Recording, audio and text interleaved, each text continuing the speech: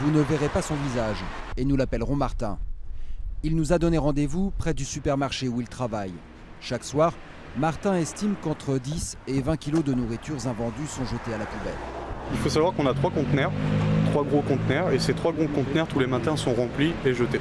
Ça va aller de la viande aux légumes qui sont encore bons mais qui ont une tache ou quelque chose. Il y a beaucoup de personnes qui viennent et qui s'exclament de savoir que tout ça est jeté, que ça pourrait être redistribué à des associations ou donné aux personnes.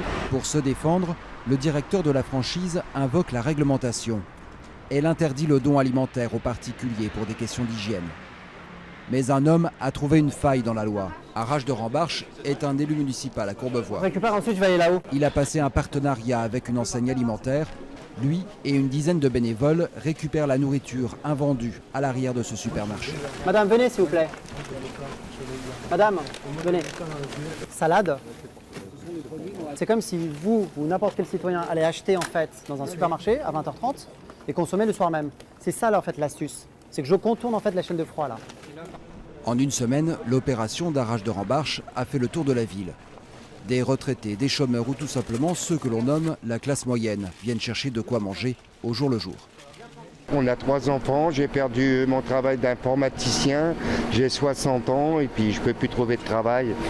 Voilà. J'ai pris des yaourts pour mes enfants, des pains au chocolat. C'est des choses que vous pourriez acheter si vous ne pourriez pas acheter? Ah non, je ne peux pas, ça coûte trop cher. À l'avant du magasin, une vingtaine de personnes, dont beaucoup de femmes avec des enfants, attendent de quoi manger pour ce soir. Tous ont un point commun, elles ont faim. Vous voulez de la salade? Oui, s'il vous plaît. Tenez madame, pas de problème. J'ai eu cette idée parce que c'est un vécu, j'ai eu faim à l'âge de 20 ans, je faisais mes études de droit. Et donc je mangeais vers 16-17 heures pour essayer de couper le déjeuner et d'avancer vers le dîner. Lorsque vous gagnez 17 à 20 ans, entre 600 et 700 euros par mois, c'est très difficile. Donc je rêvais d'avoir quelqu'un qui puisse apporter discrètement un sac pour essayer de combler ce manque de pouvoir d'achat. À 35 ans, c'est désormais lui qui apporte des sacs aux plus démunis.